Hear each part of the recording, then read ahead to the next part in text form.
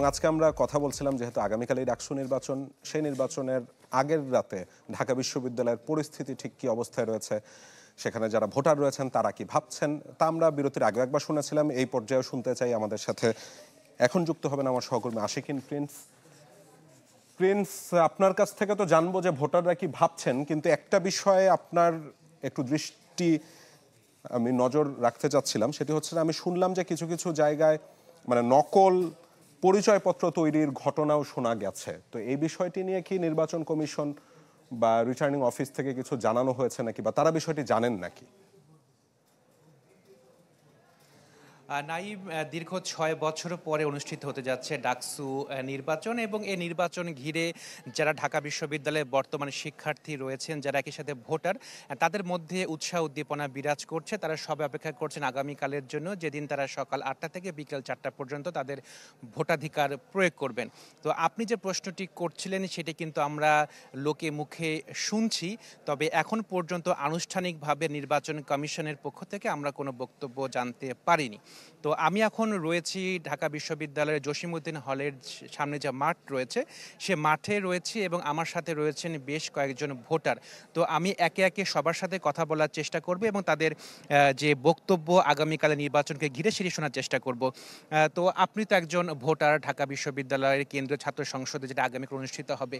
তো এই ডাকসু নির্বাচন ঘিরে আপনার প্রত্যাশাটা কি? প্রথম বিষয়টা হচ্ছে কি যে অলরেডি ১ বছর পার হয়ে গেছে। সকল ছাত্র সংগঠন যদি ডাকসু নির্বাচনের ব্যাপারে সহযোগিতা করতো, এতদিন হয়তো আমরা আরও একটা ডাকসু নির্বাচনের প্রিপারেশন নিতে পারতাম। যার কারণে আমি মনে করি যে ডাকসুটা যাতে প্রতি বছর একাডেমিক্যালি একটা নির্দিষ্ট সময়ে হয়, যত কিছুই হয়, এই জিনিসটা ইনশিওর হইলে ছাত্রদের অধিকারটা আসলে অনেক বেশি নিশ্চিত হবে।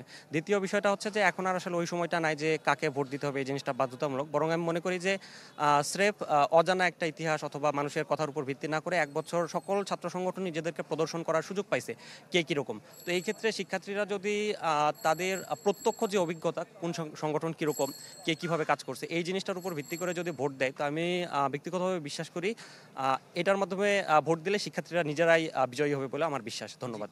ধন্যবাদ আপনাকে। তো আপনার কাছে প্রত্যাশা যে আপনাদের এই হলে আপনারা থাকছেন, এই ক্যাম্পাসে আপনারা বিচরণ করছেন, তো আপনাদের মূল সমস্যাটাকে আসলে কোন জায়গাতে?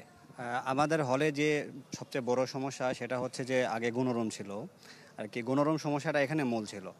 যেমন আমরা হচ্ছে রাতের বেলা মানে ঘুমাইতে পারতাম না, একজন আরেকজনের গায়ের উপর শুয়ে থাকতে হয়তো, মশার কামড় এগুলো ছিল। তো আমরা চাই যে গণরুম প্রথা অলরেডি বিলুপ্তর দিকে, এটা যাতে ফিরে না আসে আর। আমরা দেখেছি এর আগেও অনেক ডাকসু প্রার্থী ছিল ২০১৯ সালে যখন ডাকসু নির্বাচন হয়েছিল, তারা তাদের ইশতেহারে বলেছিল যে আমরা গণরুম গেস্টরুম বিলুপ্ত করব, কিন্তু এরপরেও এটা ফিরে এসেছে। তো আমরা প্রার্থীদের কাছে এটা চাই যে আমাদের এই গণরুম যাতে আর কখনো ফিরে না আসে। তারা এই ধরনের মিথ্যা ইশতেহারগুলো না দেখ, যা মানে গণরুম বিলুপ্ত হবে, বাট তারা বিলুপ্ত করতে পারতেছে না। ধন্যবাদ আপনাকে। তো আপনার কাছে প্রত্যাশা, আপনাদের তো বিভিন্ন অভাব অভিযোগ দাবি দেওয়া রয়েছে, তো এই নির্বাচনকে সামনে রেখে প্রার্থীরা বিভিন্ন রকমের প্রতিশ্রুতি দিয়েছে, তো আপনাদের দাবি দেওয়ার সাথে এইসব প্রতিশ্রুতি কতগুলো সামঞ্জস্য আছে বলে মনে হয়? গত ৭ সেপ্টেম্বর পর্যন্ত জানেন যে হচ্ছে প্রত্যেকটি যারা প্রার্থী ছিল তারা কিন্তু সবাই বেশ আড়ম্বরপূর্ণ এবং জমকালোভাবে হচ্ছে আমাদের কিন্তু হচ্ছে প্রচার করে গিয়েছে। এবং আজকে যেহেতু হচ্ছে প্রচার বন্ধ রয়েছে, এই পর্যন্ত প্রচার বিশ্লেষণ করে আমি যেটি দেখলাম, আমাদের প্রত্যাশার বাইরে অনেক কিছু কিন্তু তারা হচ্ছে তাদের নির্বাচনী ইশতেহারে ইনক্লুড করেছে। কিন্তু আমি একজন ভোটার হিসেবে যেটি বলবো সেটি হচ্ছে, একজন ভোটার যখন ভোটটা দিবে সে তখন হচ্ছে তার যে অধিকার, তার যে প্রাপ্য ন্যায্য অধিকার, সেটি কিন্তু চায়। একজন শিক্ষার্থীর আসলে কি চাওয়া এই ঢাকা বিশ্ববিদ্যালয় থেকে, সে যখন হলে থাকে তখন কিন্তু আমাদের চাওয়া আমাদের একটি টেবিল এবং একটি হচ্ছে বেড, এটি নিশ্চিত করা। কিন্তু আপনি দেখবেন যে হচ্ছে হলে কিন্তু এটি নিশ্চিত হয়নি। এবং এই যে আমাদের খাবারের মান এবং অন্যান্য যে সুবিধা রয়েছে, পরিবহন অসুবিধা, এই বিষয়গুলো মূলত আমি যেটি বলতে চাই সেটি হচ্ছে যে আমাদের ন্যায্য অধিকারটাকেই তারা যদি ইশতেহারে প্রাধান্য দেয়, সেটি আমাদের জন্য মূল বিবেচ্য বিষয় হবে। আমরা ভোটারদের ক্ষেত্রে আমি এটি বলবো। ধন্যবাদ আপনাকে। তো কালকে ভোট হচ্ছে, এরপরে নির্বাচিত প্রতিনিধি আসবে ডাকসুতে, তো সে ডাকসু থেকে আপনাদের প্রত্যাশাটা কি? আচ্ছা, ডাকসু থেকে আমাদের অনেক প্রত্যাশাই আছে, কিন্তু আমার সবচেয়ে একটা খুব গুরুত্বপূর্ণ প্রত্যাশা থাকবে যে ডাকসুটাকে যেন প্রতি বছর একাডেমিক ক্যালেন্ডারে মানে ইনক্লুড করা হয়। এটা সবচেয়ে ইম্পর্টেন্স দিয়ে তারা কাজ করবে বলে আমি আশা করি তাদের কাছ থেকে। দ্বিতীয়ত, ঢাকা ইউনিভার্সিটি বর্তমানে আমরা যেটা দেখছি যে এটা একটা পলিটিক্যাল একটা ইনস্টিটিউট হয়ে গিয়েছে। তো ডাকসুতে যারা নির্বাচিত হবে তাদের কাছে আমার জোর দাবি থাকবে তারা যেন এটাকে পলিটিক্যাল ইনস্টিটিউট থেকে এটা ডিক্রিয়েজ করে এটার জন্য একটা একাডেমিক ইনস্টিটিউট কীভাবে তৈরি করা যায় সেটা তার দিকে তারা যেন একটা প্রায়োরিটি দেয়। এবং সেকেন্ড, প্রতি বছর যদি ডাকসু হয় তাহলে আমরা দেখব কি পৃথিবীর অন্যান্য ইউনিভার্সিটিগুলোতে যে স্টুডেন্ট ইউনিয়ন নির্বাচন হয় সেই ইউনিভার্সিটিগুলোতে কিন্তু এত নিরাপত্তা ব্যবস্থা জোরদার করা হয় না, কারণ এটা একটা আপনার একটা ইউনিভার্সিটির প্রতি বছরের একটা ক্যালেন্ডারের একটা নিয়ম। কিন্তু আমাদের দেশে ঢাকা ইউনিভার্সিটির কথা আমরা যখন চিন্তা করছি তখন দেখছি খুবই নিরাপত্তা ব্যবস্থা, মানে অনেক কিছু হয়ে যেতে পারে। বাট এটাকে পলিটিসাইজ না করে এটাকে যেন একটা একাডেমিক পরিবেশে একাডেমিক সিস্টেমের ভিতরে অন্তর্ভুক্ত করা যায়, এটার জন্য তারা চেষ্টা করবে বলে আমি আশা করি তাদের কাছে।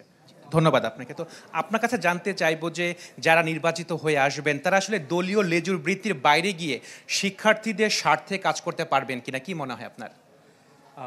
আমরা দেখেছিলাম যে হচ্ছে আমাদের গত ডাকসু ইলেকশনের মধ্যে আমাদেরকে অনেক প্রতিশ্রুতি দেওয়া হয়েছিল যে হচ্ছে যারাই আসবে তারা স্টুডেন্টদের জন্য কাজ করবে, স্টুডেন্ট পলিটিক্স করবে।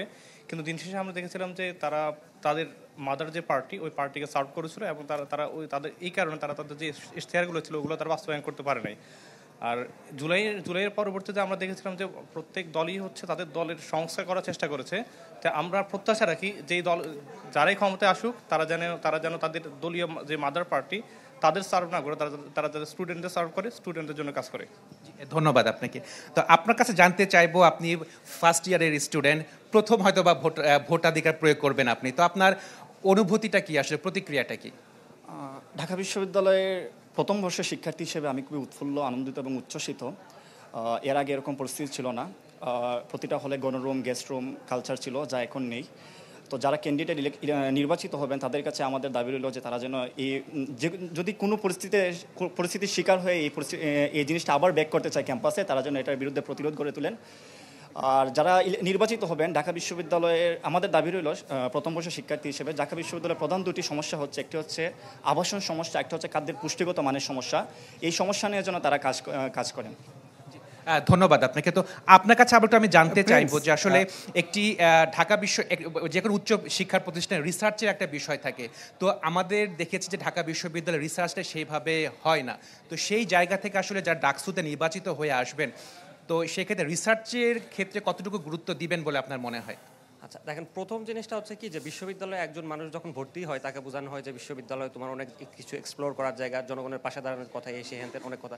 বিষয়টা কিন্তু এরকম না। উচ্চশিক্ষার উদ্দেশ্যটাই হচ্ছে গবেষণা করা, জ্ঞান চর্চা করা, এই জিনিসটা কিন্তু প্রধান। কিন্তু আমাদের বিশ্ববিদ্যালয় অথবা আমাদের পরিবেশ কিন্তু এই জিনিসটা আমাদেরকে তৈরি হইতে দেয় না।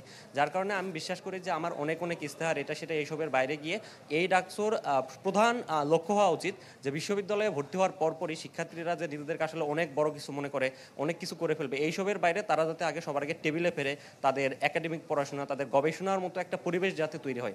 অর্থাৎ আমার রাজনৈতিক অ্যাচিভমেন্ট অনেক কিছু, আমার একাডেমিক অ্যাচিভমেন্ট, একজন মানুষ কিন্তু দিন শেষে তার একাডেমিক এরিনা দিয়ে কিন্তু তৈরি হয়। যার কারণে আমি বিশ্বাস করি যে ডাকসুর মূল উদ্দেশ্য সময়ের প্রয়োজনে হওয়া উচিত যে বিশ্ববিদ্যালয়কে একটি সম্পূর্ণ একাডেমিক বিশ্ববিদ্যালয়কে পরিণত করা, যারা পরবর্তীতে দেশের সকল জায়গাতে গিয়ে জ্ঞান চর্চা এবং বিজ্ঞানে অনেক বেশি অবদান রাখতে সক্ষম হবে বলে আমি বিশ্বাস করি। Thank you.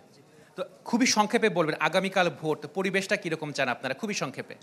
পরিবেশটা আমি অবশ্যই শান্তিপূর্ণ পরিবেশ চাই, এবং ঢাকা বিশ্ববিদ্যালয় প্রশাসন যে ব্যবস্থাগুলো নিয়েছে ডাকসু ইলেকশনটা যেন সুন্দরভাবে শেষ হয়, এখন পর্যন্ত তাদের প্রতি আমার পূর্ণ আস্থা আছে। এবং বাকিটা আমি ঢাকা ইউনিভার্সিটির যে সকল ছাত্র সংগঠন এই নির্বাচনে অংশগ্রহণ করছে তাদের উপর ছেড়ে দিতে চাই। আশা করি শান্তিপূর্ণভাবে অনুষ্ঠানটা শেষ হবে, ডাকসু ইলেকশন শেষ হবে। তো নাইম, আপনি শুনলেন যে প্রায় 40,000 ভোটার, তারা সবাই কিন্তু উৎসাহ উদ্দীপনা নিয়ে অপেক্ষা করছেন আগামীকাল ভোটাধিকার প্রয়োগ করার জন্য, এবং সবাই প্রত্যাশা করছেন যে শান্তিপূর্ণ এবং সুশৃঙ্খলভাবে আগামীকাল শিক্ষার্থীরা যারা ভোটার তারা তাদের ভোটাধিকারটি প্রয়োগ করতে পারবেন। আমরা সেই প্রত্যাশা রাখি প্রিন্স যেন একটি শান্তিপূর্ণ নির্বাচন হয়। আপনাকে অসংখ্য ধন্যবাদ।